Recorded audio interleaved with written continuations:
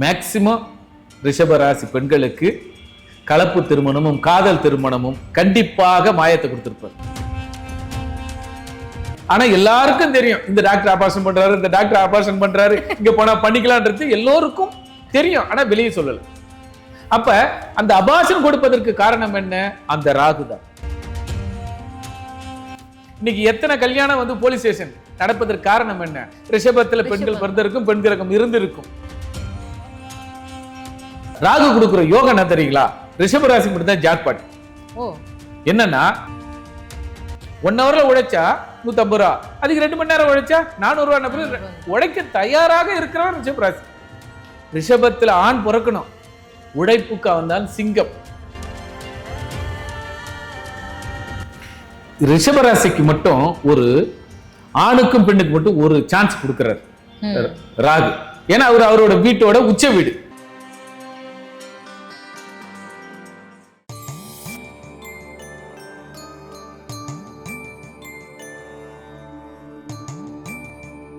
Temple express நேயர்கள் அனைவருக்கும் வணக்கம். இன்னைக்கு நம்ம கூட கேதுவின் காதலன் நவாம்ச நாயகன் திரு காயத்ரி சங்கர் அவர்கள் இருக்காங்க. வணக்கம் சார். நமஸ்காரம் மேடம். எப்படி இருக்கீங்க சார்? குறைவொன்றும் இல்லை. இன்னைக்கு ராகு யாருக்கு மாயங்கள் கொடுக்க போறார்? அந்த மாயம் என்ன மாதிரி மாயம்?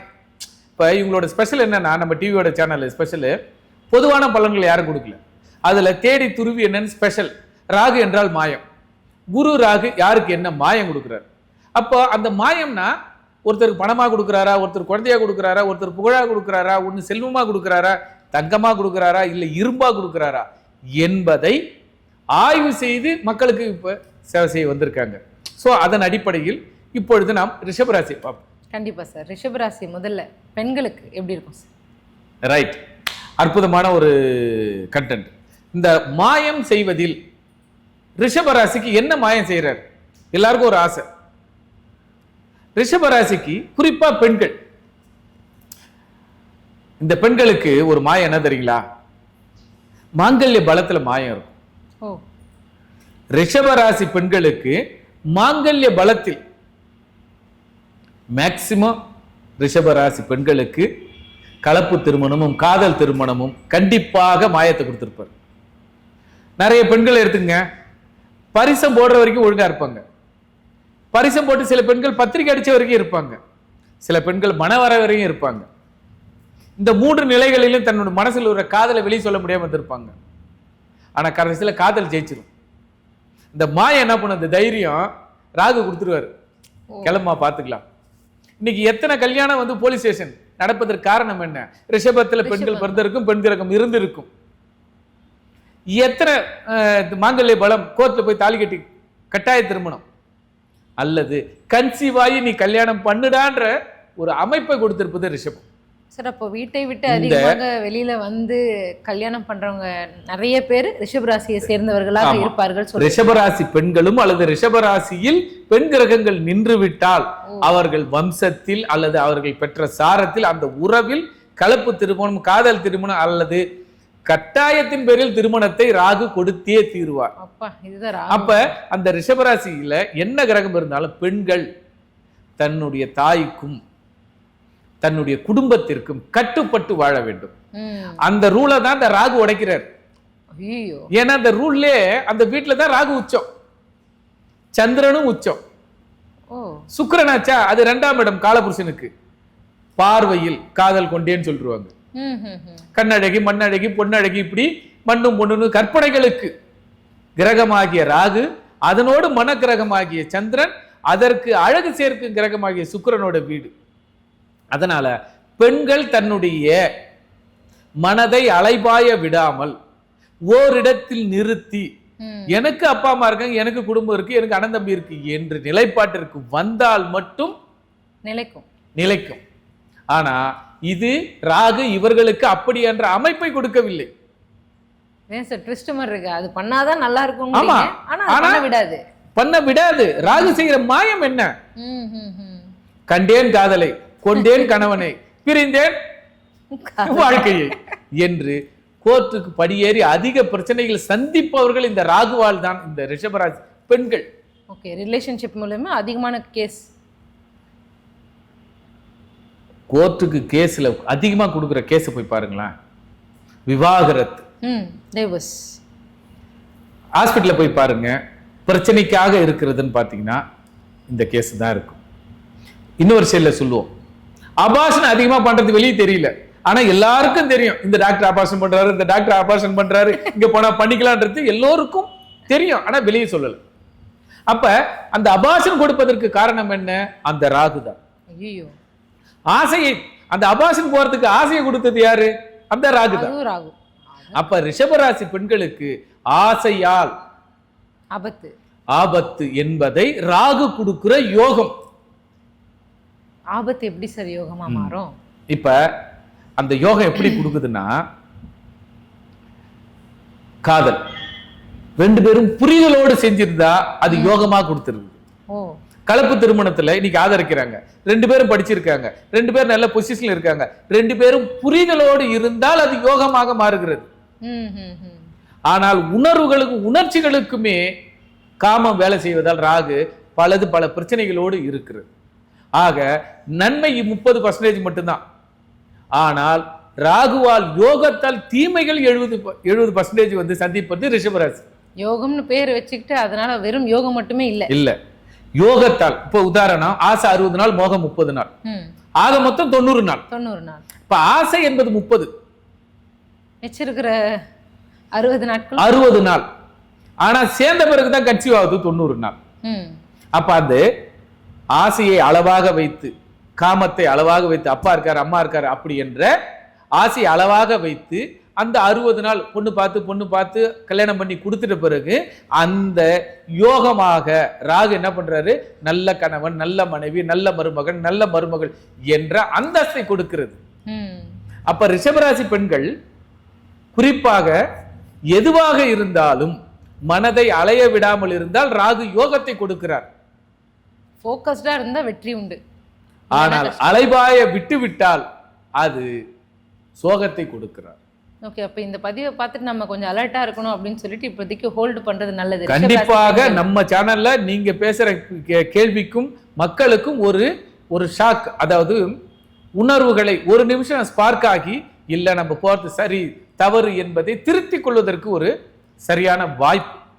மீடியா மீன்ஸ் என்ன? பொதுவான எல்லா விஷயம் சொல்லிருக்கிறத விட 4 பேர் திருத்தினா போதும்.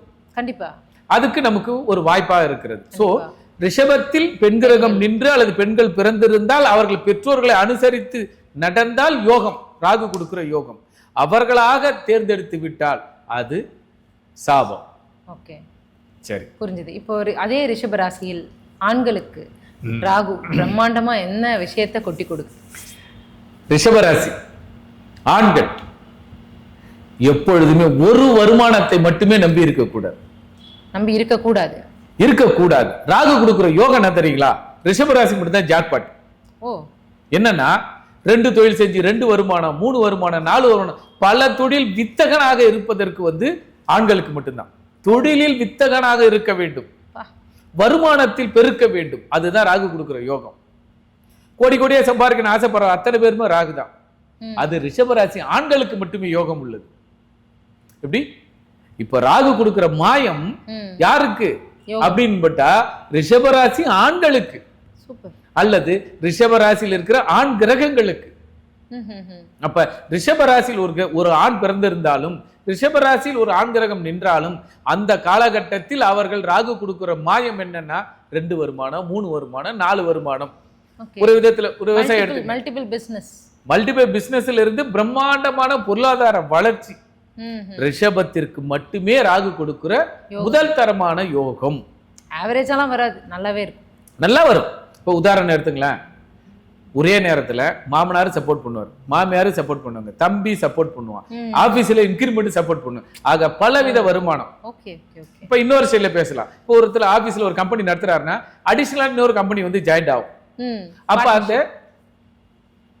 அந்த கம்பெனி எடுத்து நடத்தலாம், கம்பெனிக்காக உதவி செய்யலாம். அப்படி சொல்றது ஒரு வேர்டுல சொன்னோம்னா ஓட்டி பார்த்து முன்னேற்றம் அடைந்த ஒரே ஆள் யாருன்னா ரிஷபராசி ஆணுதான். நல்லா பாருங்க, காலையில இருந்து 10 மணி நேரம் வேலை செய்வோம், ஆனா ஓட்டி பார்க்குற 1 மணி நேரத்துக்கு 150 ரூபாய் சம்பளம். அப்படி காலையில இருந்து ஈவினிங் 8 மணி நேரம் வேலை செஞ்சு சம்பளம் மட்டுமே, ஆனா 1 மணி நேரம் ஓட்டி பார்த்தா 150 ரூபாய் சம்பளம். அப்போ 30 நாள்ல 20 நாள் ஓட்டி போத்த அடிஷனல் எவ்வளவு வருது பாருங்க. அதுவே நல்ல ஒரு இன்கமா இருக்கும். 4500 ரூபா வருது.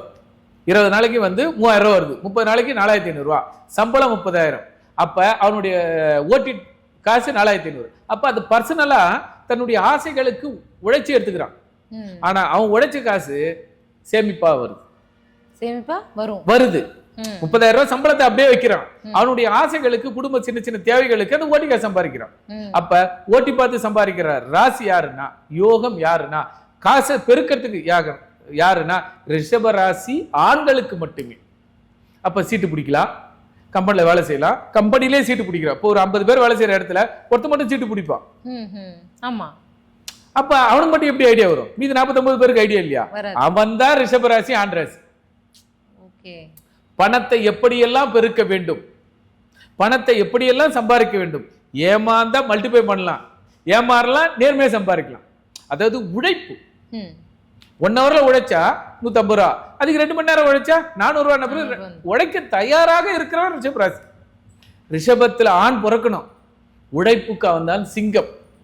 ஆனால் அந்த சிங்கத்தை வழி நடத்தணும். தம்பி சீக்கிரமா உழைச்சிக்கோ, இளமை இருக்கும்போது 10 ரூபா சம்பாரிச்சுக்கோ, திறமை இருக்கும்போது 10 ரூபா சம்பாரிச்சுக்கோ. ஆனா ஐடியா கொடுத்து உன்னுடைய வருமானத்துக்கு எடுத்துக்காது. அந்த சூட்சம் என்ன? ரிஷபராசி ஆண்கள் ராகுவால் யோகம் அடைகிறது. ஆனால் சூட்சமமாக இதனால் தான் இந்த விஷயம் நடக்கிறது என்பதை சூட்சமத்தை சொல்லிக் கொடுக்க கூடாது. ஏன்னா அவன் அதோட சொல்லி முடிச்சிருவான். நீ வராத, நான் பாத்துக்கிறேன்னு சொல்லிட்டு போடுவோம். அப்ப என்ன பண்ணணும்? அதாவது உங்களுக்கென்ற வித்தையை நீங்கள் தயாரித்து வைத்துக் கொள்ளுங்கள், உங்கள் திறமைகளை வளர்த்துக் கொள்ளுங்கள். ஆனால் மூலதனத்தை ஒருத்தர்களுக்கு விற்று விடாதீர்கள். அது விவசாயத்துல சொல்லுவான், விதை நெல்லை வித்து விருந்தாடிக்கு சாப்பாடு போட்டா அடுத்தது வறுமை வந்து விடும். கண்டிப்பா. விதை நெல்லை விற்று விருந்தாடிக்கு உணவிட்டு விட்டால் விளைச்சலுக்கு நெல் இல்லாமல் அடுத்து வறுமையில் வாடுவாய். அதற்கு ஒரு உதாரணம் ரிஷபராசி ஆண்கள். ஆனால் தன்னுடைய திறமையினுடைய மூலதனத்தை மறைமுகமாக வைத்துக் கொள்ளுங்கள். உங்கள் முன்னேற்றத்தில் உங்களுடைய செயல்பாடுகளை காமிகள். இதுதான் உங்களுக்கு ராகு கொடுக்கும் மாயம், யோகம். இப்போ நீங்க சொல்லியிருந்தீங்க, முடிக்க வந்தீங்களா சார்? இல்ல அந்த ராகுவும் ஆணுக்கு எப்படி இருக்கும், பெண்ணுக்கு எப்படி இருக்குன்றது தான் இப்ப நம்ம சொல்லியிருக்கோம். ஓகே, இப்போ அதுல ஒரே ஒரு கேள்வி சார். இப்போ நீங்க சொல்லியிருந்தீங்க பெண்களுக்கு வந்து ரிஷபராசி ஒழுக்கமாக இருந்தால் வெற்றி அடையலாம் அப்படிங்கிறது நீங்க மொத்தமா சொல்றது ஒரு வார்த்தையை எடுத்தது. ஆண்களுக்கு வந்துட்டு நீங்க உங்களுடைய திறமையை மறைத்து வைத்து உங்களுக்கு மட்டும் வச்சுக்கோங்க அப்படின்னு சொல்றீங்களா? இல்ல எந்த மாதிரி? இப்போ ஒரு ஆசிரியர் அவர் வித்தைகளை கற்றுக் கொடுத்தா நல்ல ஆசிரியர் பேர் எடுக்கலாம். இப்போ ஒரு கம்பெனில ஒரு இன்ஜினியர் இருக்கார், அவருடைய வேலை அதனுடைய ஃபால்ட்டானா அட்டன் பண்றது, அவருடைய அசிஸ்டன்ட் கத்துக் கொடுக்கலாமே தவிர எப்பா எல்லாரும் வாங்க நான் வேலைக்கு வரலாம் பரவாயில்ல, இந்த பிரச்சனை நடந்தா இதுதான் சரி பண்ணிட்டு போயிட்டா கம்பெனி என்ன பண்ணும், எப்பா நீ எல்லாத்தையும் சொல்லி கொடுத்துட்ட, உனக்கு தட்ட சம்பளம் கொடுக்குறோம், நீ வெள்ளை கிளம்பு அப்படின்னு சொல்லிடுவாங்க. ஆண்களுக்கு திறமையை மறைத்துக் கொள்ள வேண்டும். அதுதான் அவர்களுடைய வருமானம், முதலீடுகள். சீக்ரெட்டா வச்சுக்கணும், டேலண்ட். ஆமா. அதே நேரத்தில் பெண்கள் ஒழுக்கத்தோடு இருந்தால் அதுதான் அவர்களுக்கு யோகம். இப்ப ஒரு உதாரணம், ஒருத்தவங்க ஒரு பொண்ணை வந்து லவ் பண்றான், லவ் பண்ண போறான், பஸ் ஸ்டாண்ட்ல நிக்குது, ஏய் வாமா 500 ரூபா கொடுக்குறேன், 1000 ரூபா கொடுக்குறேன், 2000 கொடுக்கலன்னு செருப்பால் அடிப்பேன்னு அந்த பொண்ணு சொல்லுது. இது அன்னையோட முடிஞ்சு போச்சு. மறுநாள் அதே பையன் வேற ஒரு வீட்டுக்கு பொண்ணு பார்க்க போறான், பார்த்தா இந்த பொண்ணு நிக்குது. ஏய் நீ எதுக்கு இங்க வந்த அப்படின்னு அந்த பொண்ணு சண்டை போடுது. அப்பதான் சொல்லுவான், என்ன பொண்ணு பார்க்க வந்தது பொண்ணு நீதானான்னு. அப்ப எனக்கு மாபெரும் சந்தோஷம். ஒரு பொது இடத்துல ஒரு ஆண் தகாத முறையில் நடந்து கொண்டால் நீ உன்னுடைய தற்பாதுகாப்பாக நீ சொன்னிய வார்த்தைகள் உன்னை மனைவியாக அடைவதற்கு நான் கொடுத்து வைத்திருக்கேன்னு சொல்லி பொண்ணோட காலில் விழறான். அப்ப ஒரு மனம் திருந்தி ஆண் உனக்கு வாழ்க்கை கொடுக்கறத உன்னோடு இணைந்து நடப்பதற்கு எனக்கு சந்தோஷம். அப்ப அவன் சொன்ன ஒரு வார்த்தை, உன்னுடைய நல்லா வளர்த்திருக்காங்க. அப்ப கேரக்டர். அப்போ பெண்கள் ரிஷபராசியில் கேரக்டரோடு இருந்தால் அவர்கள் ராகு நல்ல யோகத்தை கொடுக்கும். இப்போ கொஞ்சம் வடி சினிமால காட்டுற மாதிரி ரொம்ப கஷ்டம், கொஞ்சம் வடி தவறினாலும் அது ரொம்ப கஷ்டம். ஆமா. இப்ப சினிமால காட்டுறான், ஒரு கதாநாயகன் ஒரு ஏழை பொண்ணுக்கு லவ் பண்றான். எப்படி பண்றான்? புரிஞ்ச தலை நிமிராம போகுது, நல்ல ஒழுக்கமா இருக்கு, சொத்து இருக்குது நம்ம கிட்ட, ஆனா மகாலட்சுமி மாதிரி இருக்கா. அந்த யோகம் ரிஷபராசிக்கு உண்டு. ஓகே, பெண்களுக்கு. பெண்கள் அதே வில்ல கிட்ட அந்த பொண்ணு கிடைச்சிட்டுனா வந்தமா போனமா ரைட் அப்படியே விட்டு போறோம். சோ நீ நடந்து கொண்ட பெண்கள் நடந்து கொண்டும் விதத்தில் யோகம் மகாலட்சுமியாகவும் அல்லது அவங்க அக்காவாகவும் மாறுவது அந்த பெண்களுக்கு மட்டுமே. ஓகே, இப்போ ரிஷபராசி பெண்களுக்கு ரொம்ப நம்ம சொல்லியிருந்தீங்க. இப்போ ஆண்களுக்கு வந்து நீங்கள் இந்த மாதிரி என்ன சொல்லியிருக்கீங்கன்னா, உங்களோட டேலண்ட்டை மறைச்சிருந்தா உங்களோட வாழ்வாதாரத்துக்கு ஒரு விஷயமா இருக்கும் அப்படின்னு சொல்லியிருந்தீங்க. இப்போது முக்கியமாக 2 பேருக்கும் அவங்களுடைய வாழ்க்கையில் வந்துட்டு அடுத்த லெவலுக்கு போகணும் அப்படின்னா வந்துட்டு இந்த ராகு உதவுமா உதவாதா? ரிஷபராசிக்கு மட்டும் ஒரு ஆணுக்கும் பெண்ணுக்கு மட்டும் ஒரு சான்ஸ் கொடுக்கிறார் ராகு. ஏன்னா அவரோட வீட்டோட உச்ச வீடு. ஓ, ஓகே. ரிஷபராசிக்கு தான் ராகு உச்ச வீடு. அப்போ கேள்வி என்னன்னா, ஒருவரை ஒருவர் மதித்து நடக்க வேண்டும். அப்பா சொன்னா சரியா இருக்கும், அம்மா சொன்னா சரியா இருக்கும், அல்லது ஒருவரை இதை செய்ய போகிறேன் என்பதை ஆலோசனையின் பேரில் செய்தால் ஆணும் பெண்ணுக்கு ரிஷபராசிக்கு யோகமாகவே கொடுத்து விடும். ஓகே, எந்த ஆணாக இருக்கட்டும் பெண்ணாக இருக்கட்டும், ஆணாக இருந்தாலும் பெண்ணாக இருந்தாலும் ராகு என்பது ஒருவருடைய ஆலோசனை, அட்வைசர்னு சொல்றது ராகு.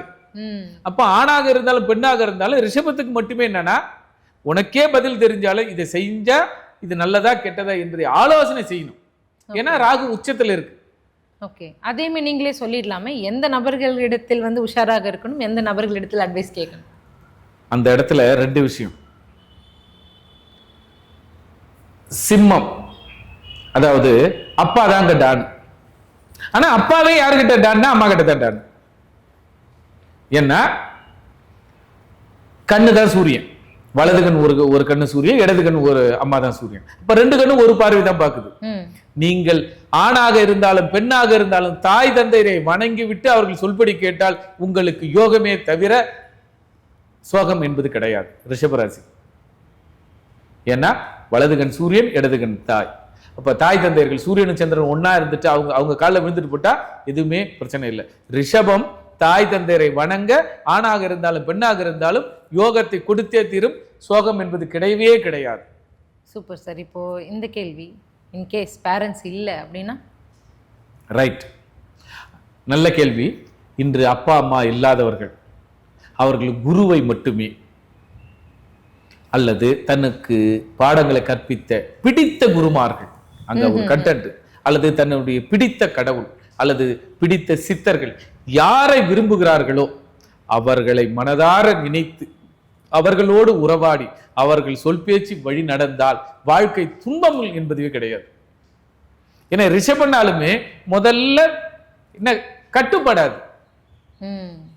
ஆனா அந்த கட்டுக்கோப்புக்குள்ள வந்துட்டா அது மாதிரி ஒரு சொக்க தங்கம் கிடையாது. அது வர விடுமா சார் ராகு? ராகு வர வைக்கணும். வந்தால் சிறப்பு, வரவில்லை என்றால் இழப்பு. சூப்பர் சார், நிறைய விஷயங்கள் நீங்க சொல்லியிருந்தீங்க. அண்ட் ரிஷபராசியில் பிறந்த பெண்களுக்கும் ஆண்களுக்கும் வந்து குரு ராகு சேர்க்கையும் சரி, ராகு எந்த அளவுக்கு பிரம்மாண்டமான யோகத்தை தரும் அப்படின்ட்டு ரொம்ப டீட்டெயிலாக சொன்னீங்க. ரொம்ப ரொம்ப நன்றி. நன்றி, நமஸ்காரம்.